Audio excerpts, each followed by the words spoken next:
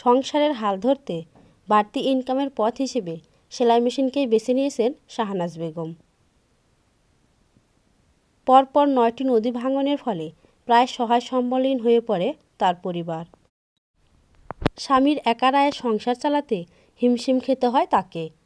তাই সংসারে সচ্ছলতা ফিরিয়ে আনতে ও সন্তানকে লেখাপড়া শেখানোর জন্য তিনি এই সেলাই মেশিনকেই বাড়তি ইনকামের পথ হিসেবে বেছে নেন। আমরা ৯টা ভাঙ্গা দিয়ে এখানে আসছি। একজনের আয়ে সংসার চলে না।